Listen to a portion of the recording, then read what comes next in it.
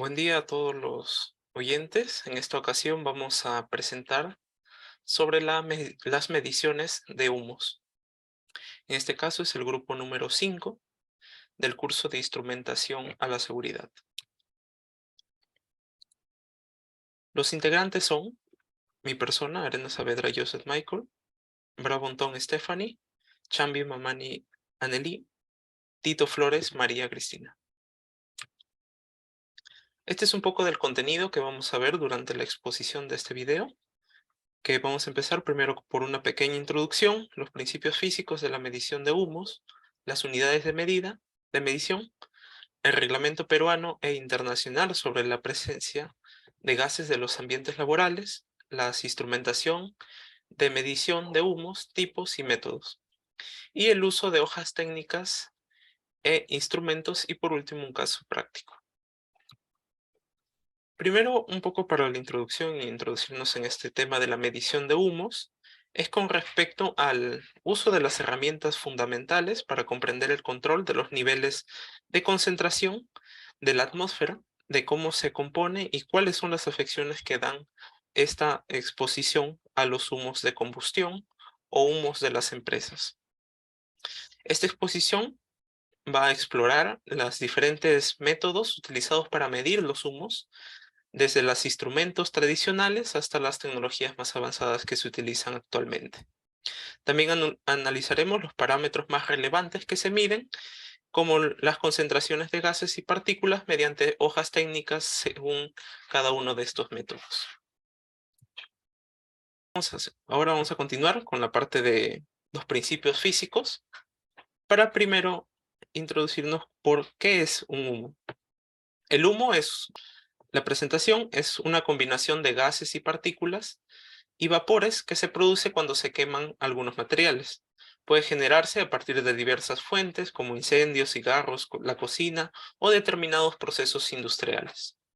La inhalación de estos humos puede provocar problemas de respiración y otros problemas de salud, tanto como a los humanos como al mismo medio circundante. Estos principios físicos son los principales, como hemos visto, es una combinación de gases, así que primero vamos a estudiar ellos. Primero tenemos que tener en claro qué es un volumen, que es un espacio que ocupa el gas en un lugar determinado. La temperatura, que determina la velocidad de movimiento de las partículas dentro de un volumen determinado también. La presión dentro del volumen, que está determinada por las colisiones de las moléculas contra las paredes del recipiente o el lugar contenido. Luego tenemos algunas leyes, en este caso son las leyes de los gases ideales, que nos menciona que la presión y el volumen es igual siempre al número de moles por la constante de los gases ideales por la temperatura del gas. Luego tenemos la ley de Boyle, que a una temperatura constante la presión varía inversamente con el volumen, como se puede ver en las gráficas, como la presión, mientras aumenta, el volumen también tiene una relación con respecto a ello. En la ley de Gay y Lussac, donde nos menciona que el volumen es constante, mientras que la temperatura y la presión varían de forma directamente proporcional, como se puede ver en las imágenes. Y también la ley de Charles, que nos menciona que si la presión es constante, el volumen y la temperatura varían de una forma directamente proporcional, así como lo muestra la gráfica. Luego tenemos la ley de Dalton, que nos menciona que las mezclas de gases que están dentro de un mismo lugar se puede medir como si cada una de estos gases actúan de manera individual. Algunas de estas unidades de medidas que vamos a usar para las lecturas es la presión, que se mide en pascales, la temperatura en Kelvin, volumen, que es siempre medido en metros cúbicos, y la cantidad. Algunas de estas transformaciones son las de atmósfera a milímetros de mercurio, que representa una atmósfera igual a 760 milímetros de mercurio, o 10 a la 5 pascales. De Celsius a Kelvin, también esa conversión, que también siempre se va a utilizar para el análisis. Y también un metro cúbico, que representa a 1000 litros. Luego tenemos la parte de los tipos de humos. En este caso vamos a ver tres más resaltantes, que el primero es los humos químicos, que algunos ejemplos que tenemos, que son los vapores disolventes o los productos de limpieza, como las pinturas, los pesticidas y algunos productos químicos que se pueden generar en las fabricaciones de algunos elementos. Los humos de soldadura, que son generados por los humos cuando los metales se calientan y se funden. Obviamente eso también depende de cada uno de los procesos de soldadura que se van a ver inmersidos. Estos humos también contienen algunos óxidos de metálicos, gases y partículas que pueden ser peligrosos para la respiración de los trabajadores y también para el mismo ambiente. Y por último, los humos de combustión, que contienen gases de dióxido de carbono, monóxido de carbono, dióxido de azufre y óxidos de nitrógeno, que pueden ser nocivos en altas concentraciones, como es en este caso en la imagen, que es una producción de ladrillos que se usa mucho en la combustión de elementos orgánicos, que vamos a verlo también al último en los casos prácticos. Ahora le voy a dar pase a mi siguiente compañera, que puede hablar con respecto a los reglamentos. A mí me tocó sobre la reglamentación peruana internacional sobre la presencia de gases en los ambientes laborales. Bueno, primero la reglamentación peruana, que en el Decreto Supremo número 015-2005-SA, nos habla sobre los valores límites permisibles para proteger la salud de los trabajadores en toda actividad ocupacional, principalmente por inhalación de agentes químicos presentes en el área de trabajo. Y en el artículo 2 nos dice que se aplicará en todos los ámbitos de trabajo a nivel nacional donde se utilicen este tipo de sustancias. Siguiente. Bueno, en la reglamentación española, el Real Decreto 374/2001, artículo 5, sección 2, nos habla sobre que el empresario es el que tiene que eliminar o reducir el riesgo por exposición del trabajador. Para esto nos da una serie de pautas, como se pueden apreciar. La primera es que hay que tener controles técnicos o equipos especializados para prevenir cualquier fuga o contacto directo con el trabajador. La segunda son medidas de ventilación para que si se produce alguna fuga, el agente químico no permanezca en las instalaciones. Y por último, son los equipos de protección individual a los trabajadores, según el reglamento, cuando las medidas anteriores son insuficientes y la exposición no puede evitarse. Los métodos de medición de humo, en este caso tenemos los métodos de muestreo pasivo, que son los que proporcionan un análisis confiable y rentable de la calidad del aire, a lo que proporciona una buena indicación de las concentraciones de contaminación durante semanas o meses. Y bueno, los muestradores pasivos se llaman así porque el diapositivo no implica ningún veo. Luego tenemos los métodos de muestreo activo, que utilizan métodos físicos o químicos para poder recoger el aire, y el análisis se lleva más adelante en un laboratorio. Por lo general, un volumen de aire conocido se bombea a través de un colector llamado filtro o una solución química durante un periodo de tiempo conocido y luego se retira más tarde para su análisis. Siguiente, por favor. Luego tenemos los métodos automáticos. Bueno, estos producen mediciones de alta resolución de concentración de contaminantes por hora o un solo punto. Los contaminantes analizados incluyen ozono, óxido de nitrógeno, dióxido de azufre, monóxido de carbono y partículas. Luego esto se utiliza analizando una variedad de métodos que incluyen la espectroscopia y el gas. Y por último tenemos los analizadores remotos de trayectoria larga, que estos utilizan técnicas de espectroscópicas y realizan mediciones en un tiempo real. Luego tenemos las herramientas de medición de humo, que una de ellas es la gravimetría. Es para poder medir los principios gravimétricos, en la que se refiere a la medición del peso, y las partículas se atrapan o se recogen en filtros y se pesan.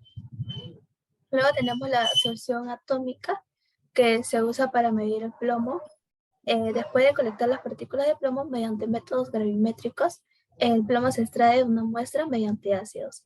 Y la radiación emitida por la muestra permite conocer la cantidad de átomos de plomo que tenemos en la muestra.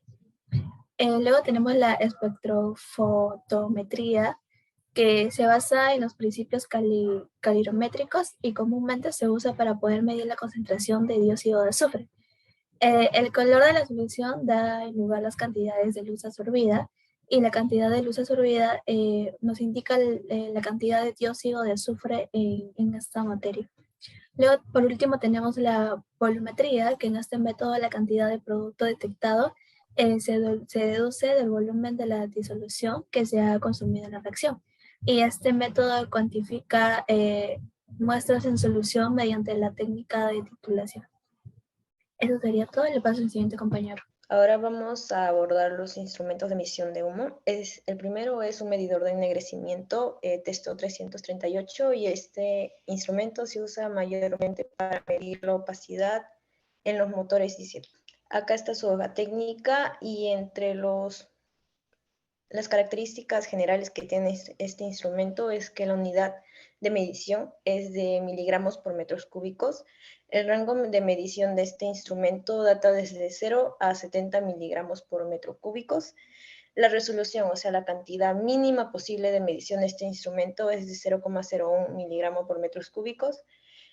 El volumen de muestra de medición data desde los 0,2 litros a 0,4 litros.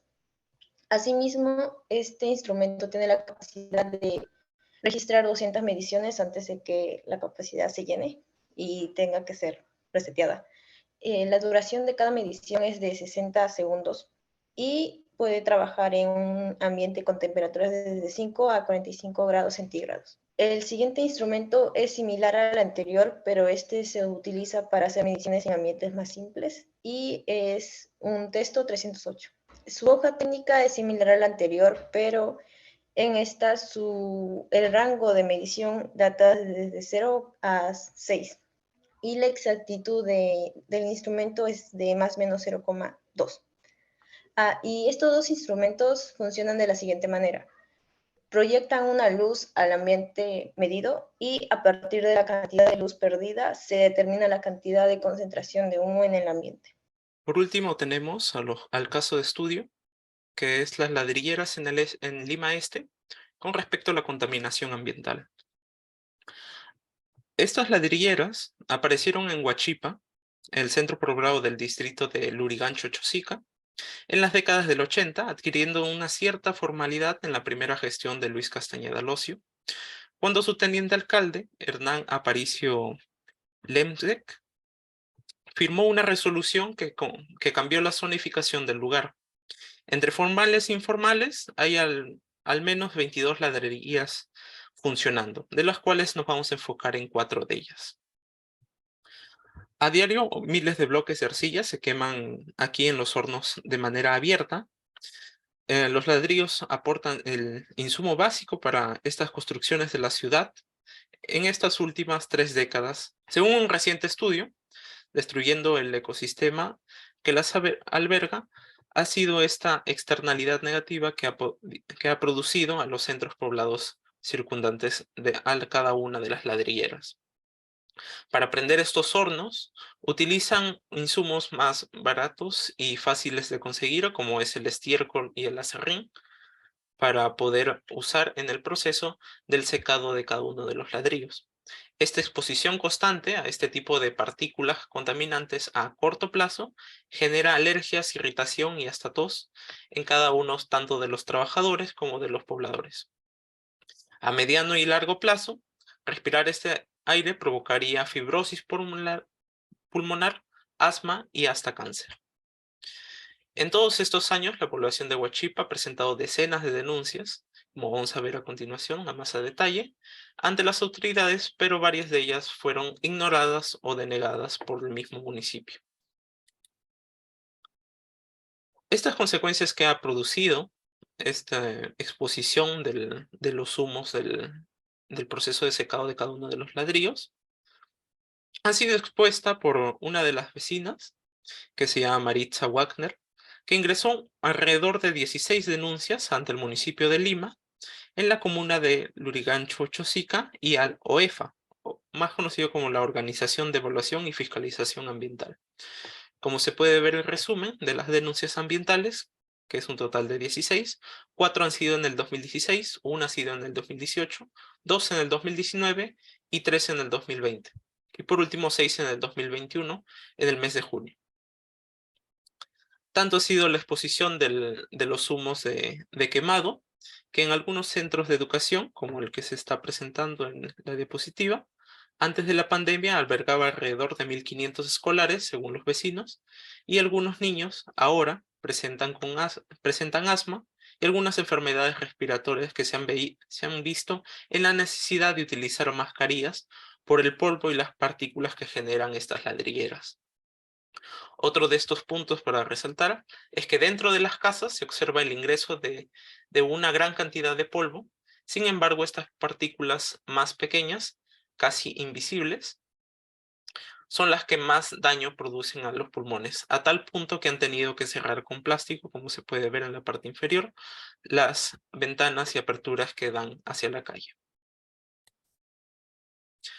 Un poco para dar un poco de contexto en cada una de las ubicaciones, es con respecto a las 4 ladrilleras que nos hemos estado enfocando, que es las ladrilleras Cabrera, que está en el punto P1, en el punto P2, que es en la ladrillera Sagitario, en el P3 en las ladrilleras informales y en el P4 las ladrilleras Fortaleza.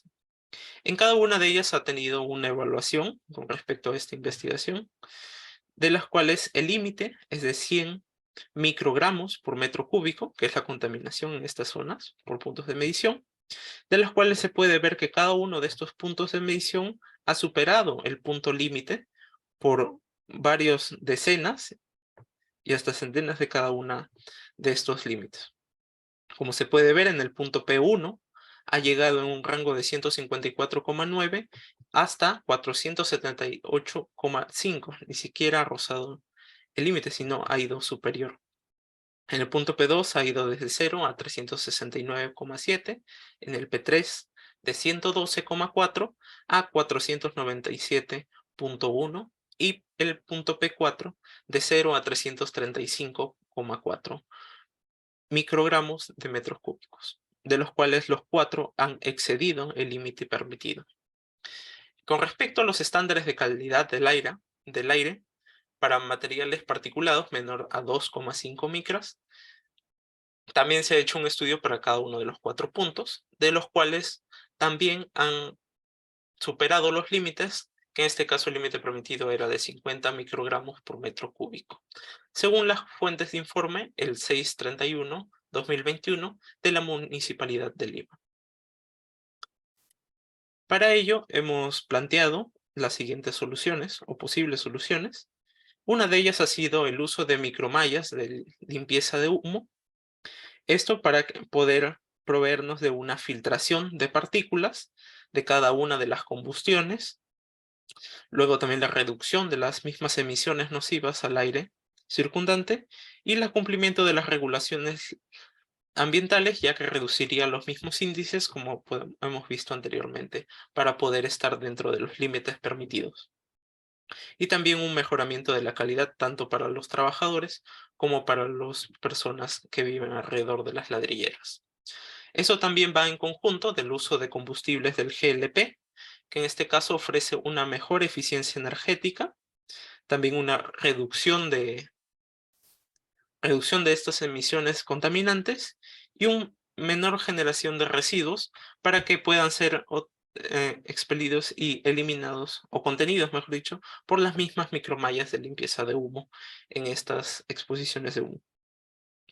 También va a ofrecer un mayor control y precisión de la temperatura que se va a ejercer a los mismos materiales para tener una mejora en la calidad de fabricación y un menor impacto en la salud de los trabajadores.